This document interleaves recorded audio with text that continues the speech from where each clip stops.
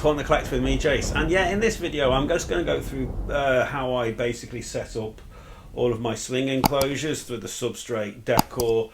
Also I'm going to go through all these different enclosures that I'm using here as well, which are all for slings as well, and I'll go through my favourites and why and what I think of them as well. So that'll be basically the topic for this video, and then in the next video we'll start going through the housings of the slings in all of these. So yeah, without further ado, I don't want this video to drag on too long. Let's crack on, because there's a lot of stuff to do and cover. So here we go. I'll see you at the end of the video. Try. What I've got in here is one block of quartz. So if you can see that, that's what it swells up to. So it's a lot.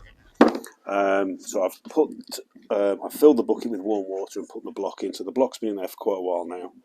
And don't be afraid if you get it too wet, because we're going to wring out most of the water anyway. Now I use warm water because I find if you use cold, you can use cold water, it doesn't matter. But I just find that when the substrate, you use cold water, the substrate just goes really cold and it just doesn't get warm again, because trying to penetrate this stuff, warm air is not going to do it. Whereas if you use warm water, the substrate does seem to stay warm, and most of these spiders come from very warm climates anyway, so the ground would be warm. So yeah, it's just what I do. And then I've got this large tub here where I'm going to transfer it from here to here. I'm going to be wringing out all the moisture, and then we're going to be adding some more to it. Okay, just thought I'd show you this quickly. So here we go. It's a really messy job this, so you probably want to do it outside. So the stuff on the top isn't too bad at all, but there is a bit of moisture in there. So I'm just wringing it out. But this isn't too bad at all. I'm guessing at the bottom it's very, yeah, it is.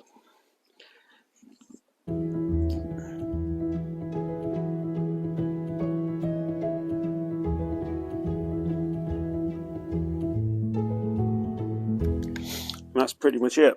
That's one block. That's what one block makes you. All I've got in there now is just the excess water, which in all fairness is not much in there at all. So yeah, so you get quite a bit off one block. I must admit, this is going to be more than enough for what I'm going to need.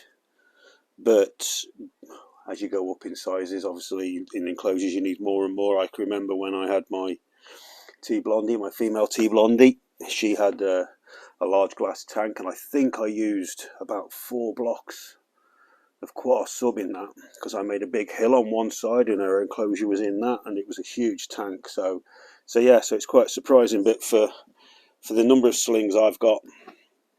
This is going to be plenty. Now this is quite, I've wrung this out as you've seen, but it's still, that's really this is as wet as you want it. You don't want it any more than this. This is plenty wet enough. In fact, it's maybe a little bit too wet, but I'll wring it out again when I put it in each enclosure anyway.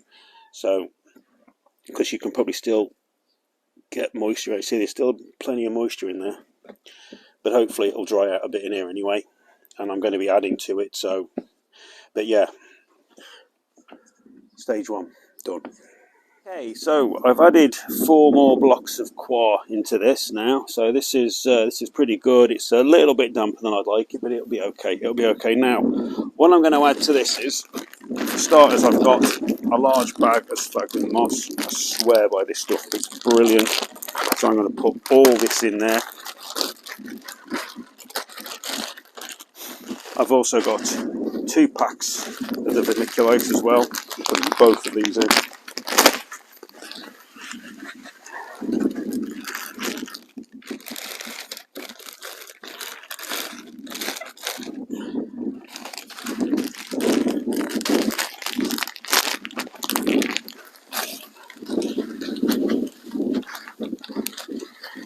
Good mix now.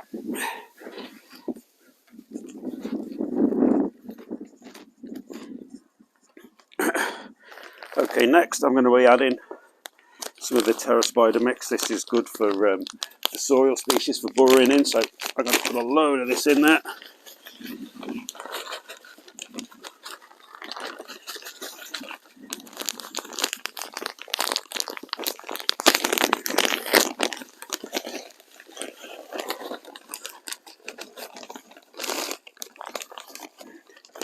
You see, I'm going to be mixing this stuff in with something, because it's a bit much like that as it is. As you can see, it's very clayey. but it just thickens this up for any burrowing species. And I've always found it's just as well just to mix it all in together, and you've just got a good all-round substrate then. And for me, the key thing to use is the sphagnum moss, because I've found that stuff's worth its weight in gold, because I've never had problems with mould in my enclosures or anything.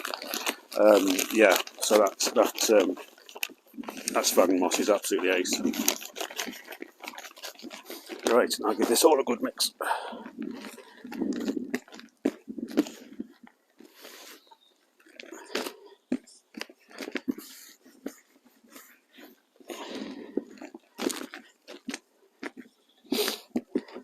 And there we go. And for the most part, I'm pretty happy with that. It's time to get some enclosures ready, and we've got a lot to get ready. So here goes on to the next stage, guys. I'll see you back indoors. Hey everyone, I hope you can hear me. So here's some of the enclosures that I've done already, and I just want to go over these quickly. Now I'm going to have to do this on the floor, unfortunately. Normally I do this on the table, but obviously, as you're probably aware, I've got the table full of slings at the moment. So I've just done all these enclosures now. So I'll just go through the enclosures quickly, and then what I'll do is I'll do one of each and show you how I loosely decorate them. Don't need to be overly fussy with sling enclosures, because they're not going to be in here for all that long before they'll outgrow them. But okay, let's crack on. So first of all, I got these acrylic ones. Now these come from the Spider Shop. I got 5 of these. I think it was 5 for £80. These are the small ones. They come in 3 sizes. I mean, they're pretty good. They look nice. They look the biz. But £20 each. I mean, it's great if you're going to have a spider that's not going to outgrow this, but if you've got slings, which are, like all mine will outgrow this, you know, it is quite a bit of money. A bit fiddly to put together at first, but once you get into the knack of it, they're quite straightforward. It's the first one. So £20 each these are, or I think it's 5 for £80. Look really nice, but on the pricey side. Next one's also from Spider Shop are these. Now these, again, these are the small ones. These come in 2 sizes. These look pretty ideal, plenty of ventilation. You've got a little cap here that comes off for feeding, and I suppose you can mist through there as well. The only thing I don't like is this screw top lid, so whenever you want to get in here, you've got to take the whole top off. So for an arboreal, you're going to have a piece of cork bark sticking up here, and the spider can easily run out. So yeah, for that reason I don't like it. Also this twist, if the spider bolted and got stuck in, I prefer a door. But for what these were, I can't remember what these cost, guys, but I know they did sort of bulk deals on them and everything else. But yeah, they're pretty cool. Not bad for slings. I say they won't be in these for very long, mine anyway. They soon outgrow them. But so this is another option. Again, I say these come in 2 sizes for me. But I say I prefer they had a door on them than this whole screw off top. But yeah, not bad, not bad. Second one are these. Now I bought these jars off Amazon, and now I can't remember exactly what I paid, but it was I think it was about 20 quid. And I think I got about 24 of these. So by far the cheapest ones. I've put holes all around the side to get cross ventilation. And I've also put holes in the lid as well. Nice, cheap option. These are very popular getting these jars. You can also get them slightly taller than this as well. But yeah, so I got a whole boatload of these ones as well. So nice, cheaper option, and sound for little arboreal slings. Got these tubs as well from Spider Shop. These are fab. I love these ones here. They've got cross ventilation in them. Again, they do bulk buys on these. These are the slightly larger sized ones. Absolutely fab for terrestrials. I'm really pleased with these. And the first time I've had them as well, but absolutely superb. Weren't overly expensive. And say, we'll have a bit of a closer look at these when I'm doing the decor on them anyway. I've just put the substrate in these guys, which is why they're a little bit steamed up. They also do a smaller size one, which is this one. Now, for me, these already look way too small for me, for my liking. I know some people say that's fine for a sling, but I prefer my slings to have a bit of room. I'm not one of these ones that buys into the slings get stressed in big areas. The slings in the wild don't get stressed in big areas, do they? So why on earth would captive ones?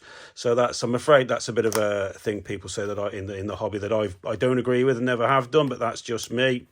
You might disagree with me. Let me know in the comments. So yeah, this for me, I got a load of these just to see what they were like. A little bit too small for me. If I've got some really small slings, I might use them, but yeah, I'm not overly. I prefer the size up for me. I don't think I'm going to be using these, but I just wanted to show you them anyway.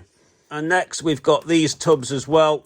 This is the smaller one. Now, this is where I'm going to put my Balfour commune in, because the other one is pretty established now and I want to leave it alone.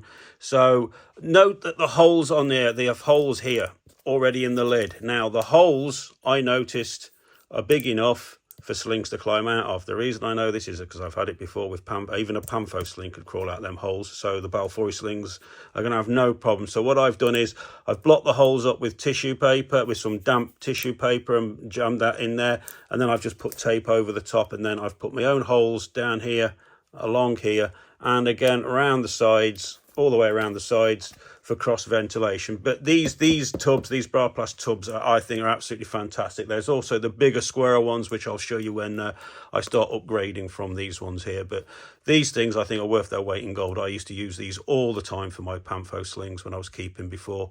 Stackable as well. These for me are like the best tubs you can get. But some people might think they're a little bit too big for a sling. Again, my philosophy is they're not too big for a sling. The only thing is, it's if you're new or whatever and you've got a tiny little sling in it, it's going to be hard to find it, whereas it's much easier to find them in the smaller containers, which I think is why people prefer them. So these ones are superb. These are superb. The small ones I find are a little bit too small. Okay, so I'm going to start off with one of these Perspex enclosures from TSS. So you can see I've already got the substrate in there. And I like to sort of mount it up a bit at the back, so it's on like a bit of a slight hill. So quite simple with this, guys, quite simple. Got a bit of cork bark, which I'm going to place at the back.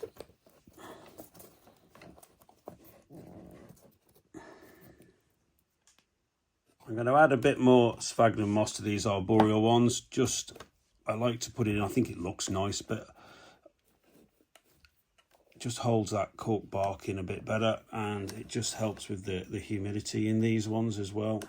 Especially this one, which has got quite a bit of good ventilation in it. So, and I'm just going to put a little bit of decor in. Just excuse me while I turn this around. You don't need to do this, of course, but it just looks, well, it looks nice if you position it nice, Jace. So there we go. It's as simple as that. And if you wish to, obviously you can add a water bowl to this. And that's that one done. Simple as that. Next one is going to be for the Balfour commune. Now this is going to house 28 Balfours. I'll just lift this up so you can see inside. So I'm going to put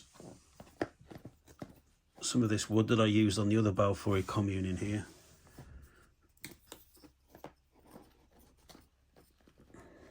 And again, I'm going to give it some decor just to give them some cover, because hopefully they'll all bomb down this end, and then they'll use this to web up.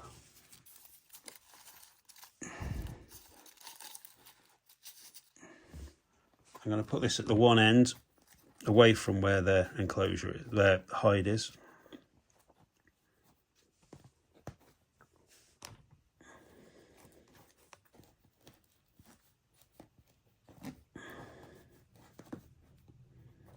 Put a water bowl in here as well, simply because of the size of the enclosure and the fact that I want to keep the humidity in here for these little guys that are going in. So there we go, that's simple. And I'm going to have the lid that lifts up, because these have a lift up lid. And that will be on the end where the bowl is, so I can just keep that end wet and that end will be dry. And there we go. And that's that one done. Next, it's the two little arboreal ones, so I'll do these at the same time. Now, I'm wondering if that's going to be too big. Will that fit in there? Oh, it does. Look at that. Perfect. Excellent. Again, I'm adding some sphagnum moss to this, guys, just to assist with humidity. And just pack that down. And again, I'm just going to add a little piece of artificial plant. Hopefully, we can get that lid on, no problem. Yeah, we can. There we go. And that's that one done. Nice and simple. And it's the same story with this one here, guys. I've brought the bag of cork bark in, which has literally got all the biggest cork bark in it. Again, I'm going to get some sphagnum moss and pack that round the base. A little bit of artificial plant. This really is, I mean, it's cosmetic, but it also gives them a little bit of cover, a little bit of shelter. And there we go.